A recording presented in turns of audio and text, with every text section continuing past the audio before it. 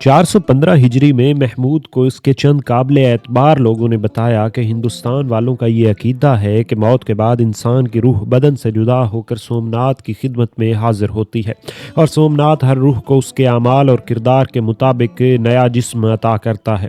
ہندوؤں کا یہ اعتقاد بھی ہے کہ دریا کا اتار چڑھاؤ اصل میں سومنات کی عبادت ہے جو اس صورت میں ظاہر ہوتی ہے۔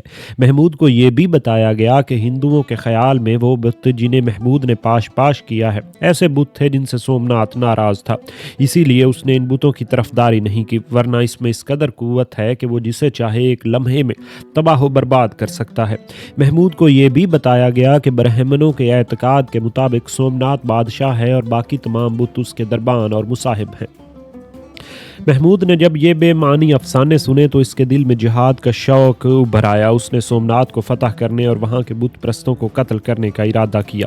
اس مقصد کے پیش نظر سلطان محمود نے اپنا خاص لشکر تیار کیا اور تقریباً 30,000 سپاہیوں کو ساتھ لیا جو ترکستان وغیرہ سے جہاد کی غرض سے آئے تھے، اور 20 شعبان 415 ہجری کو سومنات کی جانب چل دیا۔ اس زمانے میں سومنات ایک بہت بڑا شہر تھا اور یہ دریائے عمان کے کنارے پر واقع ہے۔ یہ شہر اپنے عظیم الشان بت کی وجہ سے تمام برہمنوں اور غیر مسلموں کے نزدیک کعبے کی سی اہمیت رکھتا تھا۔ بعض تواریخ میں بیان کیا گیا ہے کہ حضور اکرم صلی اللہ علیہ وآلہ وسلم کے زمانے میں چند غیر مسلم ایک بہت بڑا بت اور خانہ کعبہ سے ہندوستان میں لائے تھے۔ اس بت کا نام سومنات تھا اور اسے اس جگہ نسب کیا گیا، لہٰذا اس مقام کا نام بھی اس بت کی مناسبت پر سومنات رکھا گیا۔ لیکن برہمنوں کو ان کتابوں سے جو اسلام کے ظہور سے کئی ہزار سال پہلے تصنیف کی گئی تھی معلوم ہوتا ہے کہ متذکرہ روایت غلط ہے، اور ان کتابوں کے بیان کے مطابق یہ بت سری کرشن کے زمانے سے تمام برہمنوں کا معبود ہے، اور برہمنوں کے قول کے مطابق سری کرشن نے اسی جگہ دنیا اور اہل دنیا سے روپوشی اختیار کی۔ رمضان المبارک 415 ہجری کے وسط میں سلطان محمود مع اپنے لشکر کے ملتان پہنچا۔ یہاں سے آگے راستے میں ایک خشک اور بے آب و گیاہ جنگل پڑتا ہے، اس لیے سلطان نے سب لوگوں کو حکم دیا کہ وہ اپنے ساتھ چند دنوں کا پانی اور غلہ رکھ لیں۔ اس کے علاوہ خود اس نے 20,000 اونٹوں پر غلہ اور پانی رکھ کر لشکر کو آگے جانے کا حکم دیا۔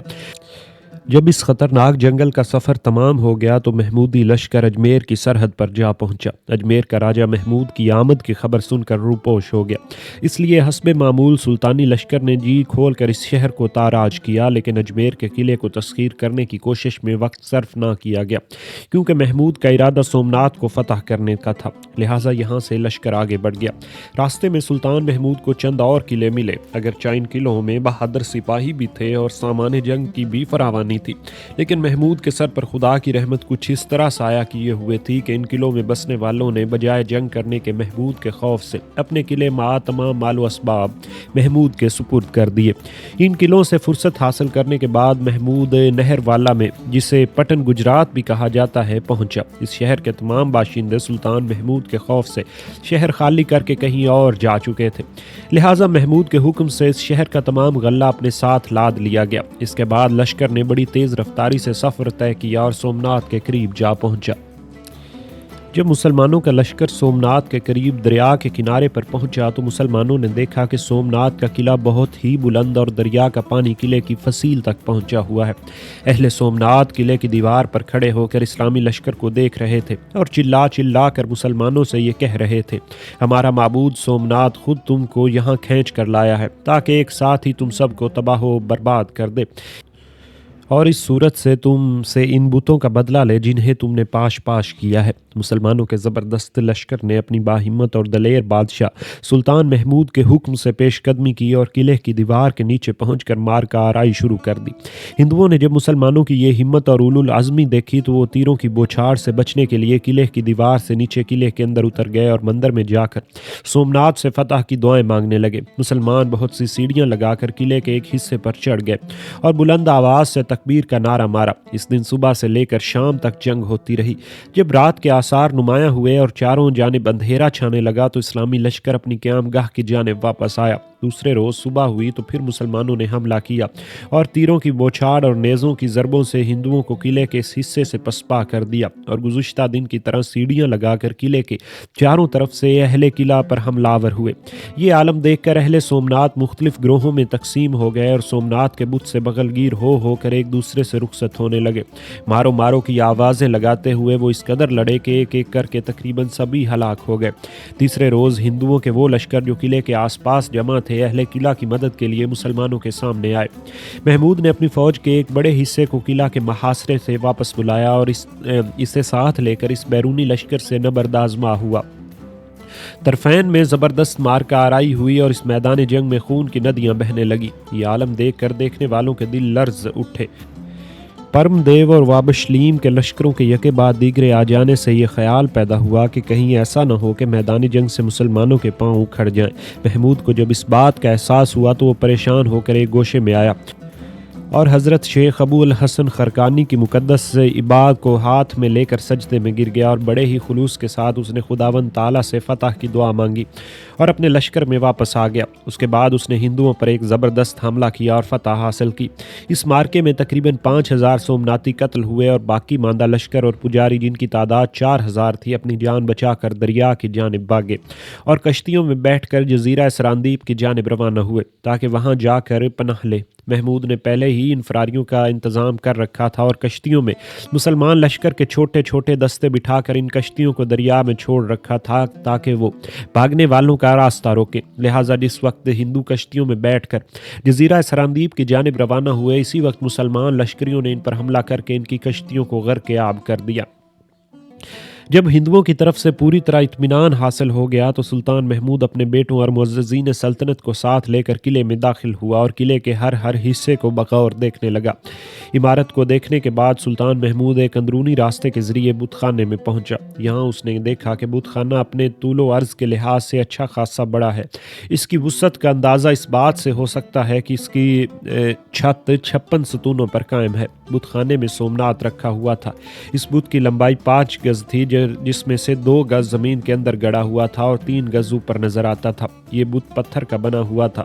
جب محمود کی نظر اس بت پر پڑی تو اس کی اسلامی غیرت کے جوش نے شدت اختیار کی، لہٰذا اس نے گز سے جو اس کے ہاتھ میں تھا ایک کاری ضرب لگائی اور اس بت کا منہ توڑ دیا۔ اس کے بعد سلطان محمود نے حکم دیا کہ اس بت میں سے پتھر کے 2 ٹکڑے کاٹ کر علیحدہ کیے جائیں اور غزنی بھجوائے جائیں اور ان میں سے ایک ٹکڑا جامع مسجد کے دروازے پر اور دوسرا ایوان سلطنت کے صحن میں رکھا جائے اور اس کے علاوہ سومنات کے بت سے 2 اور ٹکڑے علیحدہ کیے گئے اور مکے اور مدینے بھیجے گئے تاکہ عام راستے میں رکھ دیا جائے اور لوگ انہیں دیکھ کر سلطان محمود کی ہمت اور جرت کی داد دے۔ تاریخ میں یہ واقعہ پوری صحت کے ساتھ بیان کیا گیا ہے کہ جس وقت سلطان محمود نے سومنات کے بت کو پاش کرنے کا ارادہ کیا اس وقت برہمنوں کے طبقے نے معززین سلطنت کے توسط سے سلطان سے درخواست کی کہ اس بت کو نہ توڑا جائے اور یوں ہی چھوڑ دیا جائے۔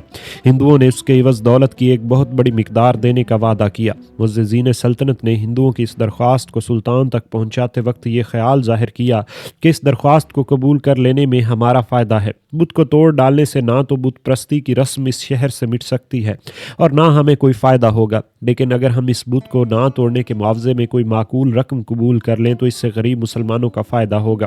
اور اس کے جواب میں سلطان محمود نے ان سے کہا، تم جو کہتے ہو وہ صحیح ہے، لیکن اگر تمہارے کہنے پر چلوں گا تو میرے بعد دنیا میں مجھے محمود بت فروش کے نام سے یاد کرے گی، اور اگر میں اس بت کو پاش کر دوں گا تو مجھے محمود بت شکن کے نام سے یاد کیا جائے گا۔ مجھے تو یہی بہتر معلوم ہوتا ہے کہ دنیا اور آخرت میں مجھے محمود بت شکن پکارا جائے، نہ کہ محمود بت فروش۔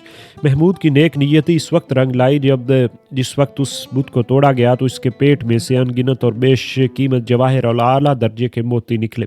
ان سب جواہرات کی قیمت برہمنوں کی پیش کردہ رقم سے 100 گنا زیادہ تھی۔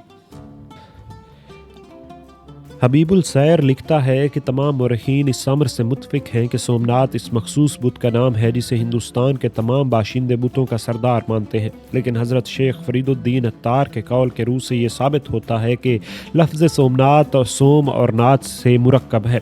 سوم مندر کا نام ہے اور نات اس بت کا جو مندر میں رکھا ہوا ہے۔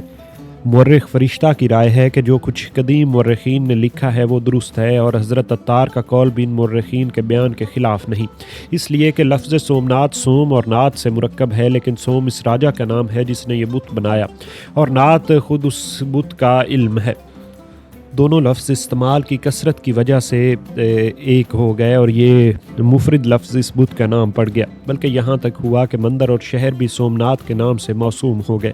لہٰذا یہ ثابت ہوا کہ اگر بت کا نام سومناتھ ہو یا نات، دونوں ہی درست ہیں۔ ہندی زبان میں نات کے معنی بزرگ یا بڑے کے ہیں، جیسا کہ الفاظ جگ ناتھ وغیرہ سے ظاہر ہے۔ جگ ناتھ بھی جگ اور ناتھ ہی سے مرکب ہے۔ جگ کے معنی خلائق کے ہیں اور نات کے معنی خالق کے، یعنی ازروائے محاورہ بن الفاظ کے لغوی معنی کا خیال نہیں رکھا جاتا، بلکہ دونوں لفظ مل کر اس میں مفرد کی صورت میں کسی خاص شخص کے نام سمجھے جاتے ہیں۔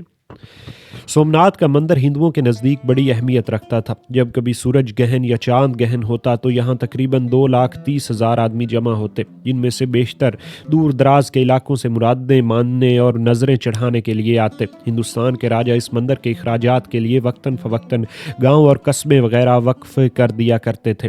اس وقت سلطان محمود نے اس پر حملہ کیا۔ اس وقت تقریباً 2,000 قصبوں کی آمدنی اس کے اخراجات کے لیے وقف تھی۔ اس مندر میں ہر وقت 2,000 برہمن پوجا پاٹ کے لیے موجود رہتے۔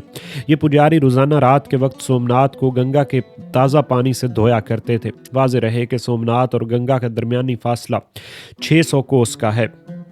ان پجاریوں نے مندر کے ایک کونے سے دوسرے کونے تک سونے کی ایک زنجیر باندھ رکھی تھی، جس کا وزن 200 من تھا۔ اس زنجیر میں چھوٹی چھوٹی گھنٹیاں لگی ہوئی تھیں۔ پوجا پاٹ کے وقت اس زنجیر کو ہلایا جاتا اور گھنٹیاں بجنے لگتیں، اور ان گھنٹیوں کی آواز سے پجاری عین وقت مقررہ پر پوجا کے لیے مندر میں حاضر ہو جاتے۔ یہاں 500 گانے بجانے والی عورتیں اور 300 مرد سازندے ملازم تھے، جن کے اخراجات وقف شدہ دیہاتوں اور قصبوں کی آمدنی سے پورے ہوتے۔ پجاریوں کے سر اور داڑیاں مونڈنے کے لیے 300 حجام ہر وقت موجود رہتے۔ ہندوستان کے بیشتر راجا اپنی بیٹیوں کو سومناتھ کی خدمت میں مندر میں بھیج دیتے۔ یہ لڑکیاں تمام عمر کنواری رہ کر مندر میں مختلف فرائض سر انجام دیتی۔ اس مندر سے سلطان محمود کو جو اعلیٰ درجے کے جواہرات اور سونا چاندی ہاتھ لگا، وہ اس قدر زیادہ تھا کہ اس کا 10واں حصہ بھی اس سے پہلے کسی بادشاہ کے خزانے میں جمع نہ ہوا ہوگا۔ تاریخ زین المعاصر میں لکھا ہے کہ مندر کی وہ مخصوص جگہ جہاں بت سومناتھ رکھا ہوا تھا بالکل تاریک تھی، اور وہاں جو روشنی پھیلی ہوئی تھی وہ دراصل اعلیٰ درجے کے جواہرات کی شعاعیں تھیں۔ یہ جواہرات مندر میں قندیلوں میں جڑے ہوئے تھے۔ اس تاریخ میں زین المعاصر میں یہ بھی لکھا گیا ہے کہ سومناتھ کے خزانے سے سونے چاندی کے چھوٹے چھوٹے بت اتنی بڑی تعداد میں برآمد ہوئے کہ ان کی قیمت کا اندازہ لگانا تقریباً ناممکن ہے۔